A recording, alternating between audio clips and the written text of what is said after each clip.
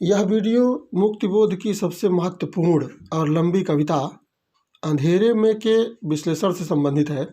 इससे आप अंधेरे में कविता के कथ्य को समझ पाएंगे, अंधेरे में कविता का विश्लेषण कर पाएंगे, मुक्तिबोध की काव्यगत विशेषताओं से भी परिचित हो सकेंगे। यहाँ हम अंधेरे में कविता की विशेषताओं पर विचार विमर्श करेंगे। यह कविता मुक्तिबोध की सर्वाधिक चर्चित कविता है, अतः इसके विवेचन विश्लेषण में भी पर्याप्त मतभेद दिखाई देता है।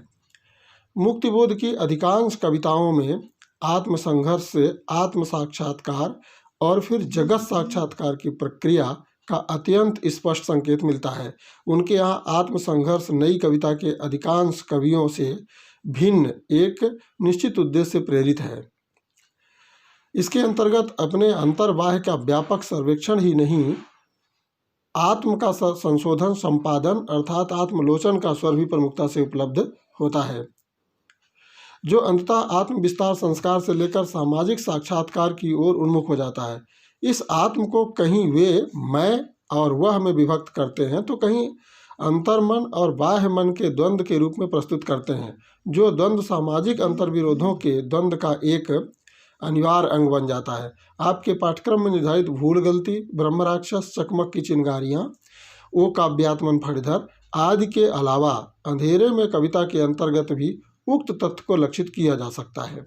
भूल गलती का वह कैद कर लाया गया ईमान है, जो जिंदगी की शर्म की सी शर्त को नामंजूर कर अपनी खुद मुख्तारी का यानी स्वतंत्र चेतना होने का परिचय देता है, जिससे मैं के संभल कर जागने की क्रिया संपन्न होती है। इस कविता में वह को संकल्प धर्मा चेतना का रक्त प्लावित स्वर और हमारे ही हृदय का गुप्त स्वर्णाक्षर प्रकट होकर विकट हो जाएगा के रूप में प्रस्तुत किया गया है। चकमक की चिंगारियाँ में मुक्तिबोध ने वह को गुप्त मन या अंतरात्मा का प्रतिनिधि माना है, जो अंतःकरण की अंधेरी दुनिया से उभर कर दुनियादार मन मैं की कनपटी पर जोर का आघात कर उसे आगाह करता है कि अरे कब तक रहोगे आप अपनी ओट, कहाँ मिल पाओगे उनसे कि जिन में मिल न सके चोट। इससे स्पष्ट है कि मुक्तिबोध के यहाँ आत्मसंघर्ष आत्मबद्धता की दशा के परिहार के लिए है, आत्म के समाजीकरण के उद्देश्य है। ब्रह्म राक्षस का वह स्वयं ब्रह्म राक्षस है, जो अंधेरी बावड़ी की घनी गहराइयों में आत्मशोध करते हुए मैं को अपना सजल और शिष्य बनने के लिए विवश करता है। उपर्युक्त कविताओं के मैं और वह के संदर्भों को ध्यान में रखें तो आपके सामने अंधेरे में कविता के मैं और वह की स्थिति स्पष्ट हो जाएगी। वस्तुतः इस कविता में वह के माध्यम से मैं के बाह्यकरण और मैं के माध्यम से वह के अभ्यंतरीकरण की प्रक्रिया का विस्तृत उद्घाटन हुआ है। इस कविता में यह प्रक्रिया अत्यंत उलझी हुई है, जो एक विशाल सामाजिक राजनीतिक पटल पर फैंटेसी के शिल्प में प्रस्तुत की गई है। लेकिन चकमक की चिंगारी में यह प्रक्रिया अपेक्षाकृत अधिक सरल और स्पष्टता के साथ इस प्रकार अंकित हुआ है। अरे जनसंग उष्मा के बिना व्यक्तित्व के स्तर जुड़ नहीं सकते, तुम्हारी मुक्ति उनके प्रेम से होगी कि अपनी मुक्ति के रास्ते अकेले में नहीं मिलते।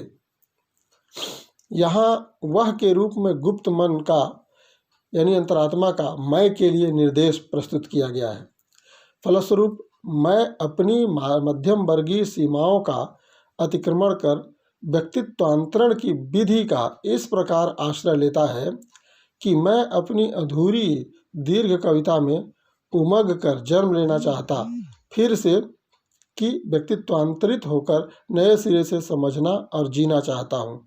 सच अपने व्यक्तित्व का रूपांतरण ही फिर से वह जन्म लेना है। ऐसी स्थिति में पहुंचकर ही सच को, वास्तविक यथार्थ को, जिसकी प्रकृति मूलतः सामाजिक होती है, ठीक से समझा और जिया जा सकता है। यहाँ समझना और जीना दोनों अलग क्रियाएं हैं। सच को समझकर भी उसे जीना, जीवन में उतार लेना आवश्यक नहीं। अंधेरे में कविता का काव्य नायक मैं वह की आहट सुनता है, देख लेता है, जान और पहचान भी लेता है, लेकिन आरंभ में अपनी मध्यम वर्गीय सीमाओं के कारण वह द्वारा प्रस्तुत सच्चाई को जीने से जानकारी करता है। अंततः वह मुक्तिबोध के यहाँ व्यक्तित्वांतरण आत्म साक्षात्कार का अनिवार्य सोपान है। और आत्म साक्षात्कार अपनी सामाजिक अस्मिता यानी आइडेंटिटी का साक्षात्कार है, जो व्यक्ति के सामाजिकरण का मार्ग प्रशस्त करता है। इसलिए उन्होंने काव्य को केवल व्यक्तिगत प्रक्रिया न मानकर सामाजिक सांस्कृतिक प्रक्रिया भी माना है, जिसमें सामाजिक सांस्कृतिक अभिव्यक्ति के साथ ही आत्म संस्कार भी निहित है। यह आत्म संस्कार आत्म विस्तार के साथ ही बृहत्तर समाज के साथ व्यक्ति का तादात्म्य स्थापित करता है। अंधेरे में कविता के अंतर्गत मैं की आत्मबद्धता वह के संपर्क से टूटती है और जन के साथ एकीकृत होकर मैं जनक्रांति की अनिवार्यता का अनुभव करता है। वर्तमान पूंजीवादी सत्ता और उसकी आतंककारी व्यवस्था से सामान्य जन की मुक्ति उसका सच्चा उच्च मानवीय आदर्श बन जाता है। अतः सामान्य जन की मुक्ति की कठोर शर्त पर अपनी मुक्ति की संभावना अंधेरे में कविता का मूल प्रतिपाद्य माना जा सकता है। लेकिन इस प्रतिपाद्य तक पहुँचने के लिए कविता में आत्मनिरीक्षण परीक्षण से लेकर व्यापक सामाजिक राजनीतिक सर्वेक्षण तक का सहारा लिया गया है। इसलिए यह कविता स्वतंत्रोत्तर भारतीय सामाजिक राजनीतिक जीवन का एक कलात्मक दस्तावेज बन गई है। इस तथ्य को अंधेरे में कविता के विवेचन विश्लेषण द्वारा आप अच्छी तरह समझ सकते हैं।